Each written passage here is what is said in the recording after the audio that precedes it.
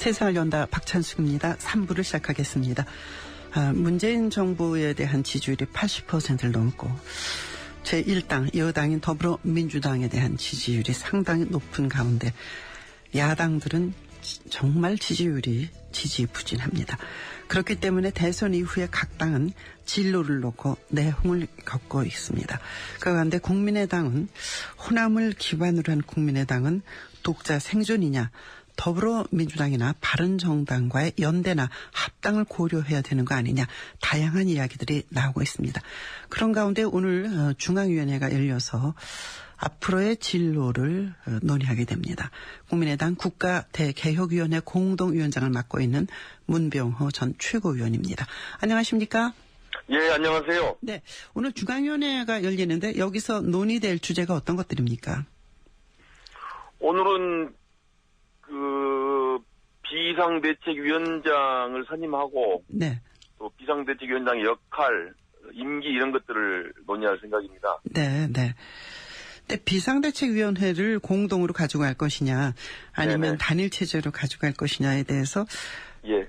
일단 공동으로 하면 박주선 의원하고 문병호 전 최고하고 투톱으로 가는 거 아니냐, 이런 얘기가 나오는데 이건 맞습니까? 그런 것 같습니다. 예. 네. 그 역할이 어떤 겁니까?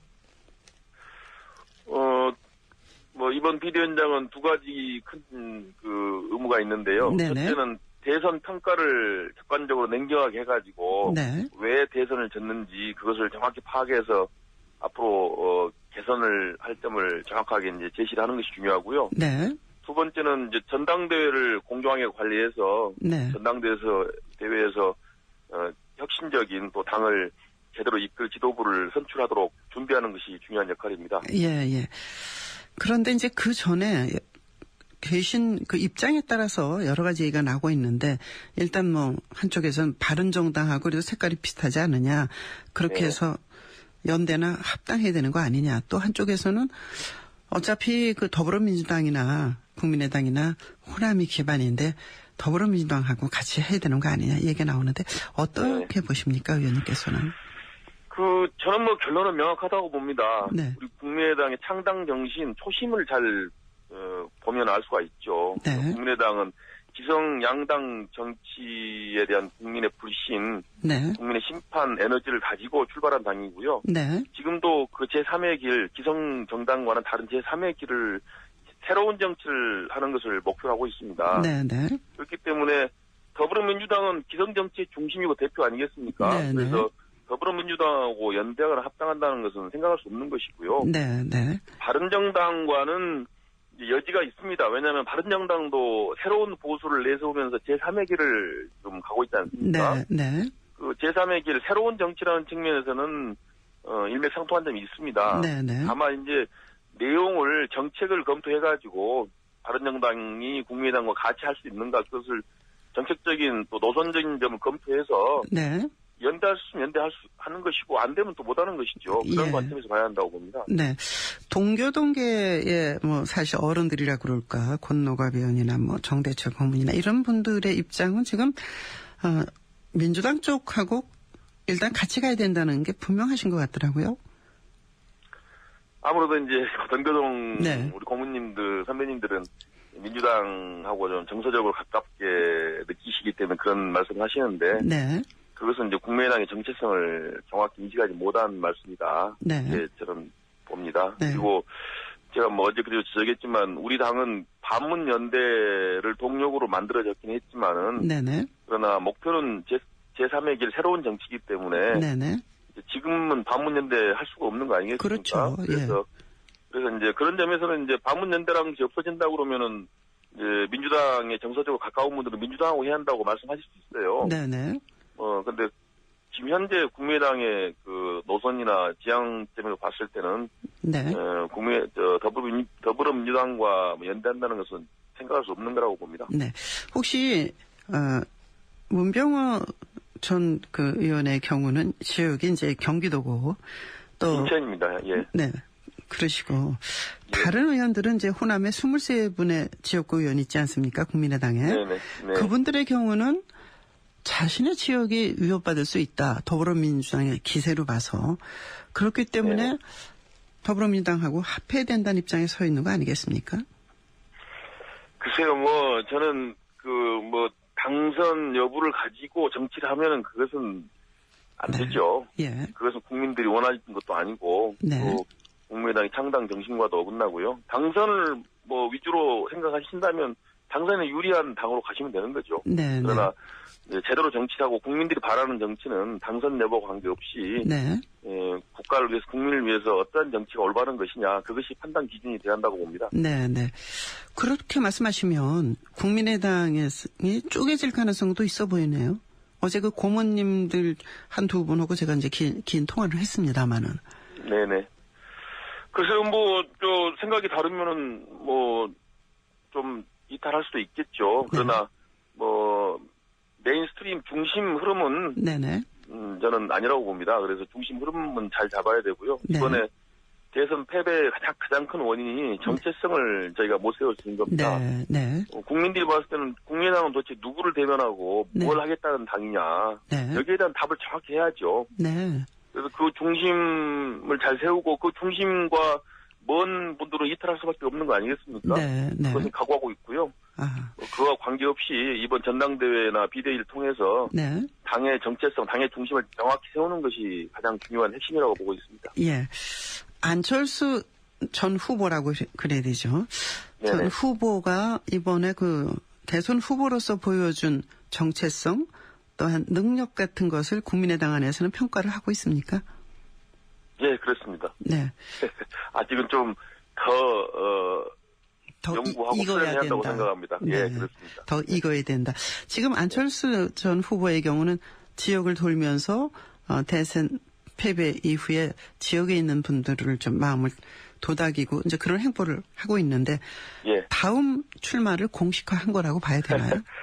그건 아니고요. 아직 5년 후에 대통령 선거를 지금 말씀드릴 수는 없죠. 네, 네. 다만 이제 안철수 전 후보 지지자분들께서 네. 너무 아쉬워하고 그 마음에 상처만 입었기 때문에 네네. 후보께서 그러한 어떤 희망을 주시면서 네. 다음 또 있지 않느냐. 네. 다음에 내가 열심히 잘해보겠다. 그렇게 덕담 수준에서 말씀하신 거고요. 네. 공식적인 말씀하신 건 아닙니다. 네. 어떻게 보십니까? 지금 안철수 후보가 더 다져야 되는 측면은 이번 대선을 치르면서 부족했던 것은 뭐라고 보십니까? 같은 당에서 말씀하시기 어렵지만 그래도. 역시 정체성입니다. 정체성. 네. 안철수 후보는 무엇을 위해서 정치하는가, 누구를 대변하는가. 네. 그것에 대한 명확한 답을 해야죠. 그 부분이 애매모호했기 때문에 네.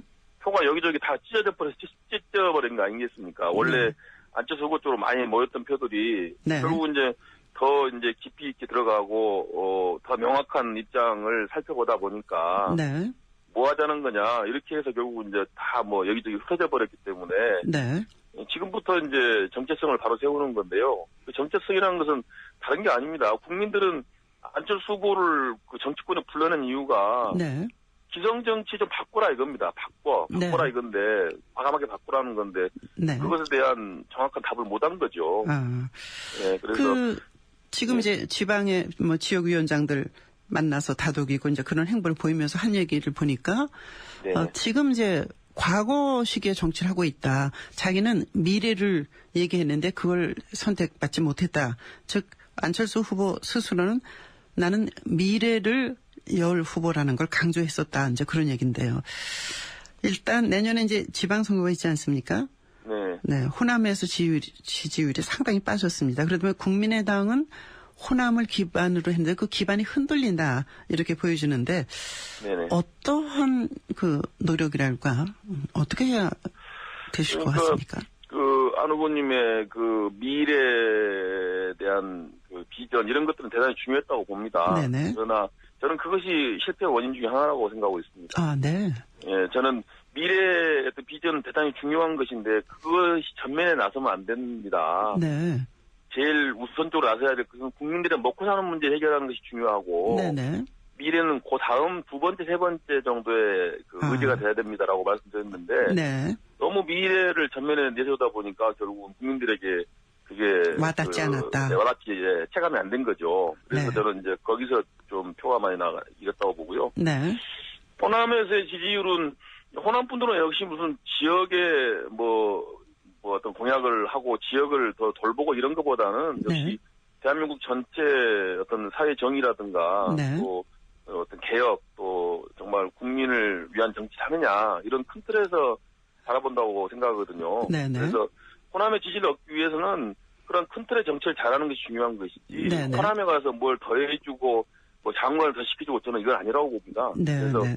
올바른 정치하면은 호남 분들이 더 먼저 지지해 주시겠죠. 네네. 그 정권 교체에 대한 열망이 높았기 때문에 지지율이 높은 쪽으로 표쏠림이 있었을 것이다. 이렇게도 볼 수 있겠죠. 그렇죠. 그러니까 문재인 대통령에 대한 선호도도 있었겠지만은 네네. 그러나 안철수 전 후보에 대해서 선호도는 사실 높았다고 봅니다. 네네. 그런데 이제 정권 교체라는 관점에서 봤을 때는 좀 약했지 않느냐. 아하, 그러니까 네. 조금 뭐 못마땅하지만은 그래도 될 사람 밀자 이렇게 보더라고 봅니다. 자, 그런데 지금 이제 문재인 대통령이 상당히 그 높은 지지를 받고 있습니다. 잘하고 계시죠. 예. 잘하고 있는 게 어떤 점이 잘하고 있는 거라고 말씀하실 수 있습니까? 우선 이제 뭐 문재인 대통령이라는 이미지 중에 하나가 이제 그런 친노 패권, 네네. 그러니까 이제 뭐 그런 패거리 정치 이런 이미지가 있지 않습니까? 네네. 근데 이번에 인사하시는 거 보니까 완전히 탕평 인사하시더라고요. 네네. 그리고 이제 어떤 측근들을 좀 뒤로 하고, 네네. 능력 있는 분들을 많이 이렇게 입각시키고 또 주요 자리에 인사를 하시는 걸 보고 국민들이 이제 국민 통합의 그런 이제 이미지를 많이 읽은 거죠. 네. 그리고 이제 겸손한 행보 이런 것들이 상당히 이제 국민들에게 어필한 것 같습니다. 네. 그 이낙연 총리 후보자에 대한 인사청문회 어제 있었고 이제 오늘도 있습니다. 청문회에서 날카로운 질문을 쏟아냈던 야당 의원들에게 문재인 팬클럽에서 뭐 수백 건의 문자 폭탄을 보냈다고 합니다. 네네. 인사청문회 보시면서 어떤 생각하셨습니까? 네. 그래서 그 문자 폭탄 보내고 하는 것은 정말 잘못된 거라고 정말 생각합니다. 말도 안 되는 얘기죠. 예. 그래서 또 현대폰 홍위병 네. 같은 건데요.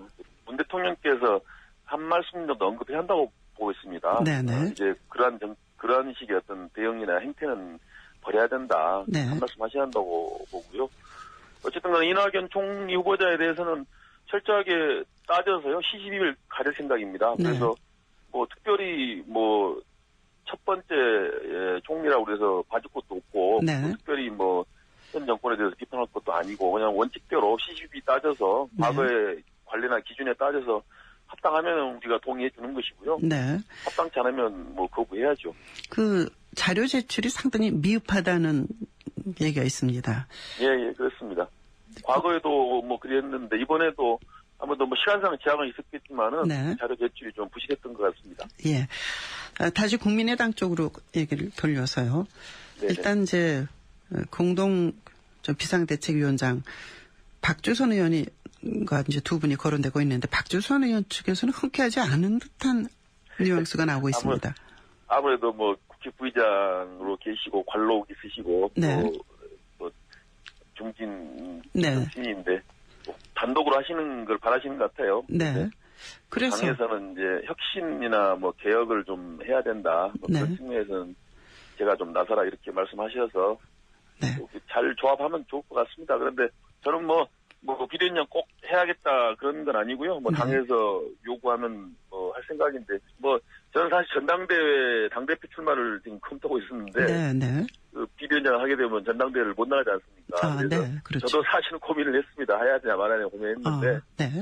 뭐 아무래도 지금 초기에 그 국민의당의 스탠스가 중요하다. 그래서 네. 초기에 이제 그런 국민의당 정체성을 정확히 좀 의지하는 것이 중요하지 않겠느냐 그런 의견들이 많아서 예.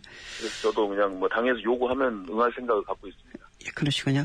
뭐 제3의 길이라는 얘기를 여러 번 하셨습니다. 양극단의 정치가 아닌 그렇습니다. 새로운 것을 보여주는 그런데 더불어민주당이 극단이 아니고 중도 쪽으로 온다면 국민의당의 설 자리는 그만큼 좁아지는 건데요. 지금 그렇죠. 예.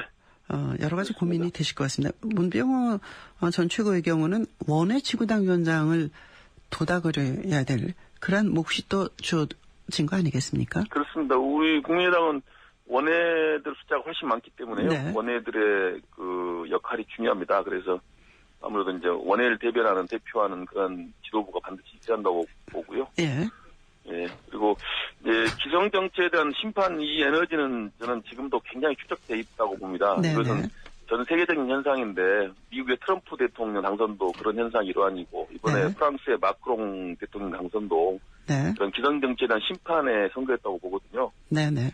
우리 이번 대통령 선거도 사실 기성 정치에 대한 심판의 분위기가 높았는데 네. 우리가 좀 우리 국민의당 안철수 후보가 준비 부족으로 그것을 제대로 수용하지 못했죠. 네. 그런 점이 아쉽고요. 앞으로도 기성 정치의 잘못된 점을 정확히 지적을 하고 기성 정치가 그렇게 해서 국민이 바라는 방향으로 변화되는 것이 또 국민의당의 역할이라고 봐야죠. 예. 예.